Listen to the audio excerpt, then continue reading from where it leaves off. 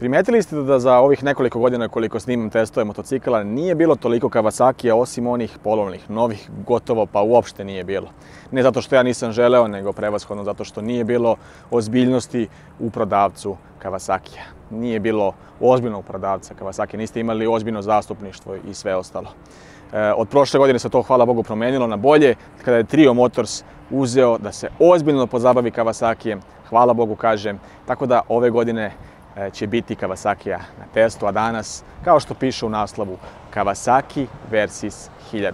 Flagship model Adventure Tourera Kawasakijeve game motocikla. Dobrodošli u moj novi video, ja sam Šone, a pre nego što krenemo u dalji deo, kliknite na like, subscribe se na kanal i naravno na kraju videa ostavite komentar vezan za ovaj motocikl. Modern dizajn, agresivna linija, špica s prednji kraj, prosto je opis svakog Kawasakija danas. Prepoznatljivi su po svom prednjem kraju, odnosno faru i naravno po svojoj zelenoj boji. Dobro, pored zelene tu je i crna, nešto što je odlika Kawasakija, te dve boje su najprepoznatljivije na njima.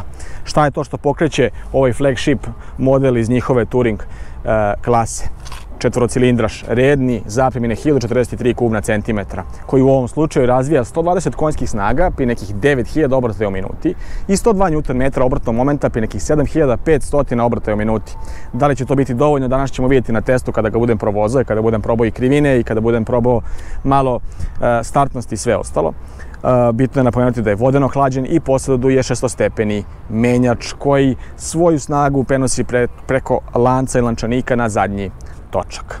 Dimenzije točkova, kad smo već tu, su standardno 17 inča i napred i nazad, s tim da je širina gume 120 u promjeru 70 napred, dok je 180 u promjeru 55 zadnji točak. Težina ovog motocikla, moram priznati da uopšte nije mali. Veoma je širok i masivan, ali 257 kg je težina sa svim tečnostima. Od toga možemo oduzeti rezervoar koji je zapremine 21 litar, gde je propisana potrošnja nekih 5 do 5,5 litara i daje autonomiju do nekih 400 km. Naravno, to je sve na papiru, vidjet ćemo da li je to zaista tako u praksi danas kada se bude vozio. Šta je to što vezuje u celinu ovaj motocikl? Dvodeli aluminijumski ram, ali pored svega toga i cijele ove težine motocikla, šta je ono što će ga zaustaviti, čitavih 257 kg. Dva diska napred, prečnika 310 mm petalnog oblika, koji su poluplivajući inače, a zaustavljaju se od strane dve četvoroklipne monoblok čeljusti koje su radijalno montirane na motocikl, dok nam je iza slučaj sa jednoklipnom kočinom čeljusti i diskom 250 mm prečnika. Pored svega toga bitno je i vešanje. Ovdje nam je šova Skyhook Era vešanje ili ti elektronsko podesivo vešanje sa sva tri podešavanja prigušenja, povrata, kompresije i predopterećenja viljuške. Iza nas se nalazi šovin backlink amortizer koji također ima ista tri podešavanja kao i napred, odnosno kao i u slučaju sa vešanjem napred. Koji su to elektronski sistemi koje posjeduje ovaj motocikl i koji će vam pomoći, odnosno asistirati pri samoj vožnji? Kawasakijev Traction Control sistem, Kawasakijev Quick Shifter sistem. Traction Control može biti u dva nivoa, slabo i jako. Dva moda vožnje, Road i Sport. Cornering light ili ti svetla za ugao u tri dela podeljeno LED svetlo koje pri uglu obaranja aktivira tu stranu, centralna, srednja i leva strana, znači nije da se pomera ceo far. Tu nam je i Kawasakijev Quick Shifter sistem, odnosno upotreba menjača bez upotrebe kvačina na gore i na dole. KIBS sistem, ABS-ov ECU se povezuje sa ECU-om kompjutera, tu se vrše proračuni pritiska u kočnicama, odnosno hidraulični pritisak na čeljustima, položaj motocikla, količina gasa i tako dalje, i određuje se samim tim odziv pritiska na kočnice napred i kontrola prednje i zadnje kočnice pomoću tog sistema i kontrola dizanja na točak. Također, tu nam je i elektrogas, odnosno ride by wire, kako ga neki zovu, nešto što je već postalo standardno i naravno da olakšava samu vožnju. Također i Kawasakijev Cornering Management Function ili ti proračun u krivinama za doziranje gasa i same kočnice. Tempomat je nešto što također dolazi s ovim motociklom i to je nešto bez čega danas, ja mislim da gotovo da i ne prave, pogotovo flagship modele, i konekcija sa telefonom. Također imamo priključak 12 V za pametne uređaje, odnosno punjenje nekih dodatnih uređaja. Doduše ovdje su doplaćeni i grejači i dosta dodatne opreme, ali nećemo o tome pričati. Sedenje na visini od 84 cm, vidjet ćete meni kako stoji sa mojih 185, ovaj motocikl, pa da se još malo bacimo na vožnju. Meni skroz fino, sa savijenim kolenima i ispruženim, odnosno potpuno pravim stopalima, što je veoma važno. Radi lakše manevrisanje i kontrole. Ajmo sada u vožnju, prije nego što krenemo u vožnju, kliknite na like, subscribe se na kanal, ostavite komentar kako vam se čini Versys. Idemo da se vozimo.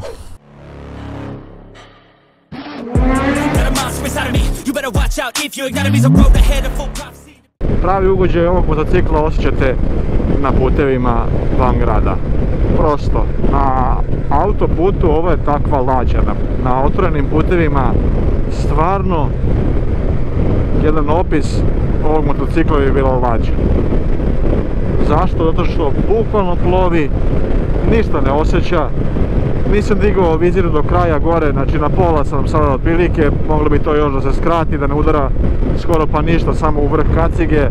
Nema nečega što je osjećaj smetnje, nelagodnosti, sedište je toliko udobno, položaj je tako oslobađajući, ruke opuštene u laktovima, široko, negde po 2 šake od svake strane ramena, noge opuštene, u kolenima blago ka nazad, savijene, podilaze pod ovaj rezervoar ovde, nikakav pritisak ni na preponama, ni u leđima, nigde, bukvalno, apsolutno nigde, velika površina sedenja na ovom preudobnom sedištu. Zašto sam počeo ovu recenziju na autoputu? Zato što je ovo turer, prosto da sednete, da provozate 1000 km i da siđete sa motora, eventualno samo da se protegnete. Prosto takav osjećaj, toliko je zaštita od vetra lepo odrađena, malo se osjeća možda ovaj deo ovde, ali nije ništa toliko jako niti prejako, kažem opet, još nisam digao vizir na maksimalnu poziciju visine. Handgardovi, protektori ruku, kako od vetra, od kamenčića, tako i drugih stvari, ne daj Bože, veoma korisna stvar. Od opreme grejači, ručica koji itekako znače, pogotovo kad je hladnije vreme. Možda jedina stvar koju osjećam je toplota koja je bio od donjeg prednjeg dela motocikla. U gradu se malo više osjeti, na autoputu možda malo, sada kada duva je vetar pa tu toplotu prenosi ka nogama. Danas sam već prešao nekih 70 km, ukupno sam prešao sa motorom već preko 200 km, tako da već znam otprilike šta je to što pruža ovaj motocikl. Toliko nekih naprednih sistema koje čovjek ne očekuje na jednom ovakvom tipu motocikla, toliko nekih stvari koje su ispunile da je to neverovatno. Neću se zadržavati mnogo na tim stvarima jer sam ih već pomenuo u uvodnom delu. Neverovatno je da se vozi kao R otprilike i da na osnovu kočenja, ugla, obaranja, gasa vam koriguje mnogo stvari. Kao što ste već čuli malo pre, ja sam to osjetio i to se osjetite kako, pogotovo kada se ulazi u neku krivinu, kada se zalegne motociklom i oproba sve to. Došao je sa 30 stepeni ugla obaranja. Ja sam uspeo da na levo oborim 44, na desno 42, zato što su pretežno bile leve krivine. Nisam nešto previše forsirao to obaranje, klasično sa canter steeringom i sa fiksnom pozicijom tela. Nisam jurio te uglove, prosto sam uživao i opustio se i došao do istih. Perfektna stvar na ovom motociklu je menjač. Zašto kažem, nije samo on perfektan, perfektne su mnoge stavke, ali menjač je zaista toliko, na prvu još kad sam ga uzeo me oduševio, to ubacivanje u prvu brzinu, prebacivanje u viši stepen prenosa, sama funkcija quick shiftera na gore i na dole su besprekorni. Nigde nemate delay, odnosno nemate zastoj neki na quick shifteru u vremenskom delu prebacivanja u niži ili viši stepen prenosa. Menjač je nečujan, odaje vam tako utisak kvaliteta kada povučete samo ovo ovu polugicu kvačila. Kada povučete polugicu menjača i prebacite u niži ili viši stepen, prosto vam motocikl odaje, mislim menjač vam odaje utisak vrhunskog kvaliteta. Ladno mi je osa ušla u kacigu, ujela me za nos. Još ima tu nozdru sa koje me ujela da je oteklo sve iznutra. Hvala dobrim ljudima koji su mi dali led, da stavim malo, nastavljamo. Recenzija ne sme da stane, bajo! Sistemi kao što su Cornering Light su jako korisni, pošto 3 led svetla u zavisnosti od ugla obaranja, pomoću uglomera i naravno pod kojim se nalazi motocikl, aktiviraju tu stranu led svetla kako bi vam dodatno osvetlila ugao. Ono što je zanimljivo, što je eto možda za razliku od BMW što je fiksno, znači ne okreće se svetlo na ugao, nego je svetlo fiksnog pravca osvetljavanja, s tim da se pali na stranu na koju se oborilo. Ali dobro, svakako korisna, veoma korisna stvar koju sam imao prilike probati. Ono što mi se najviše sviđa je što me sad podsjeća na H2 seriju. I volim ovaj analogni obrtomer, nešto najlepše, iako je motor nov, 2024. godište, ima analogni obrtomer, nešto što je najlepše vidjeti na ovom motociklu. Vrti se na 14.000 obrtaja, odnosno od 10.000 počinje blokada. Desni deo digitalni sa svim potrebnim informacijama, indikatorom stepena prenosa gore levo, dole ispod indikator goriva u stepenima, modom vožnje Road i Sport koje posjeduje, da li su nam upaljena na određena svetla, da li se nalazimo u eko modu što se tiče broja obrtaja, čim pređete nekih 3.500. Sat desno, dole ispod možete raznorazne stvari, od pokazivača trenutne potrošnje, ukupne potrošnje, ugla odbaranja, da ima uglomer obaranja, ukupna kilometraža, odometar, trip 1 i 2, iliti A i B, ugao obaranja koji vam prikazuju u kojoj ste zoni obaranja, sve do naranđaste zone i crvene, znači velikog obaranja, stepen, temperatura vode u motoru, temperatura vazduha na polju i quick shifter da li je uključen. Koliko osoba je trenutno na motociklu, to može da se podesi po preloadu koji se podešava ovim dugmetom ovde. I sa zadržavanjem tog dugmeta podešavate da li imate i prtljag. Pored svega, ja sam stavio sad da imam i prtljag kao što i imam, ne bi li se vešanje prilagodilo tom predopterećenju. Maglenke su sastavni deo ovog motocikla, dugme se nalazi dole desno i 12 volti utičnica. Sistem koji sve kontroliše cijelu ovu elektroniku na motociklu, procenjuje naravno i vašu brzinu kretanja, ubrzanje, težinu i tako dalje, na osnovu koje u slučaju kočenja već pripremi pritisak pred kočenje, što je jedan novi nivo svega i osjeti se razlika laganog kočenja i onog jakog, gdje motor nenormalno dobro koči. Ako sam zakočio, uvjerio sam se da nema niko iza mene. Pogledajte sada na primjer sa 80. Neverovatno je koliko dobro koči motocikl.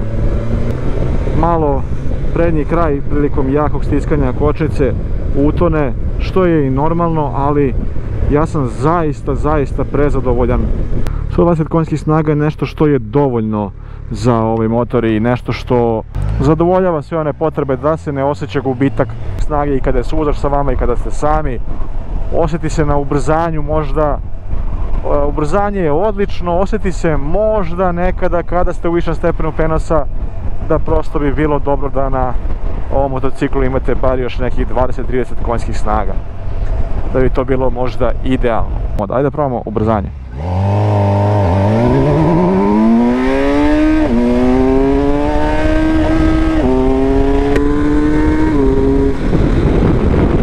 Kočenje. Samo prednju sam probao.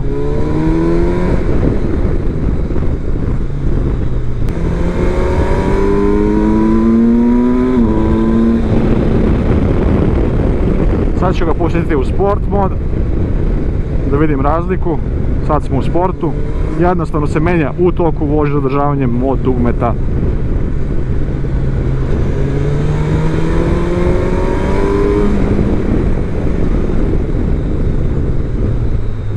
Najviši deo tog obrtnog momenta je na višim obrtajima.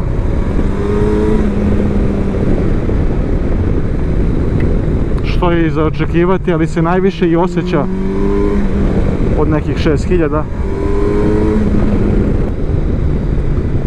Vešanje funkcioniše besprekorno, bilo bi apsurd da ne funkcioniše šova sa Kawasakijevim elektronski kontrolisanim sistemom.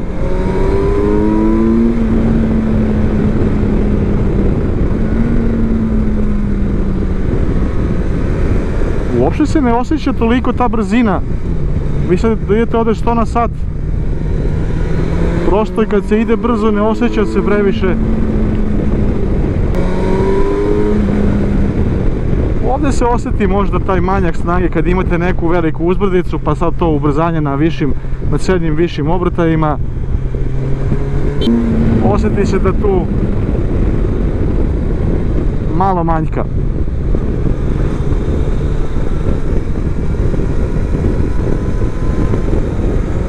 Otišli smo u crveno, čovječ.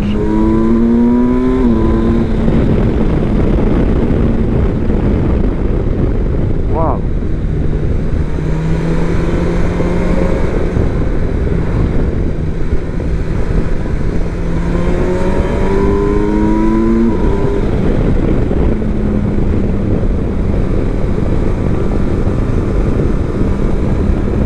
Savršeno ubijenje prepreka. Svih prepreka na koje sam naišao, otprilike, motor vam načini da ih ne osjećate. Ali traži gasa da bi se vozilo baš onako malo sa sportskom crtom, traži da se puni gas.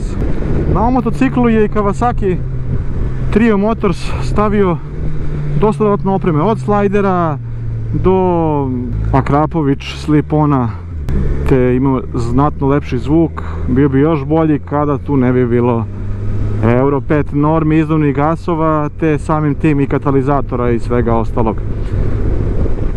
Prelepa linija je nešto što mi je uvek onako upečatljivo kod ovog motocikla. Prednji kraj me dosta podsjeća na H2SX. Velika preglednost retrovizora, Classic paket, nisu stavili da budu migavci unutra, što je sa moje tačke gledišta to pametnije. Ne daj Bože da vam ode retrovizor sa celokupnom linijom Akrapović, na primjer.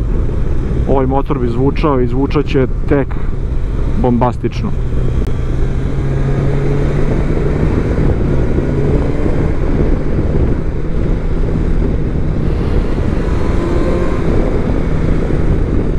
Velika površina sedalnog dela i iza suvozača i toliko mesta ima i toliko je udobno da je to veoma pohvalno. Ja ne mogu da nađem zamerku osim eto snage malo i ubrzanja, što moram malo eto zameriti. Vidjeli ste malo pre kada sam probao ubrzanje kako se kontrola trakcije, odnosno proklizavanja, aktivirala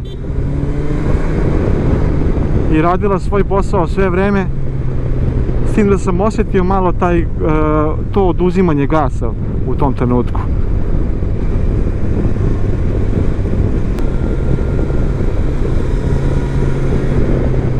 Potrošnja na bordu pokazuje da je 6,3 litre, što je po mom mišljenju savršeno.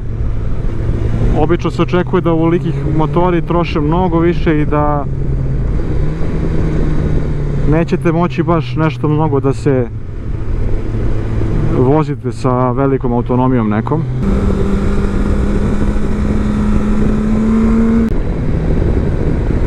Što se dela snage tiče, do 8000 obrtaja se osjeća slabašno, najviše se zaista ipak osjeća to na preko 8000 obrtaja i to ubrzanje i ta snaga. Imaćete osjećaj da vozite 600 kubika do 8000 obrtaja.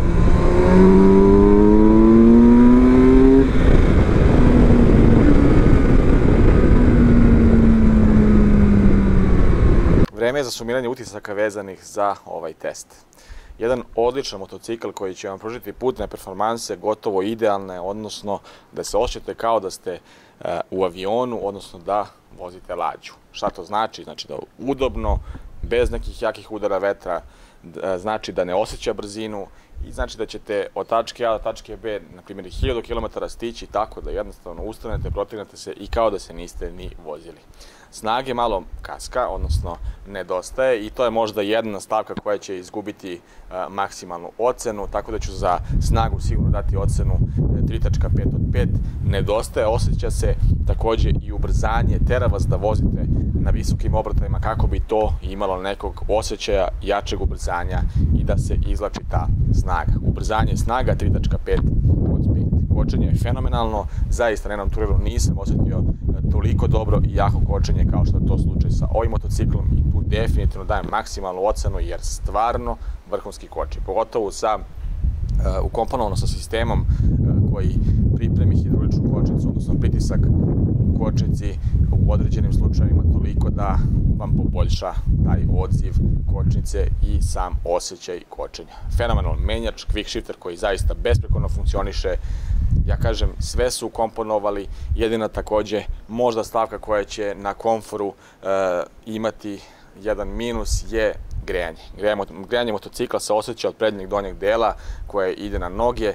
U gradu će to biti izuzetno naporno, na autoputu ukoliko naravno ima još i vetra, prenosit će vam na noge, tako da ćete imati osjećaj toplote na nogama, ali bože moj, ne može da nema neke mane. Odlično vešanje, gotovo, ne mu kažem odlično, vrhunsko vešanje će upiti sve prepreke, vozit će se vrhunski u krivinama i na putu ovako učinit će vam vožnju mnogo udobnijom, a i sve to lakše podešavanje elektronsko će značajno olakšati vožnju i sa suvozačem i sa stvarima i vešanje zaista dobija ocenu 5 od 5 kao i upravljivost koja je jako na visokom nivou. Zaista jedan odličan motocikl koji košta 16.900 evra u Kawasaki Trio Motorsu i zaista mislim da je jako vredan pažnje i da je veoma konkurentan u svojoj klasi. To je bilo to za ovaj test motocikala. Ako ste uživali, klikite na like, subscribe se na kanal i ostavite komentar. My whole life I'm forever grinding, waiting for my time to shine just like a diamond. When life is rough and I ain't with that funny stuff, I use it all as motivation, but it's hard to have the patience. Watching time fly by might be the hardest thing I have to do in life. Frustrated that I ain't where I want to be.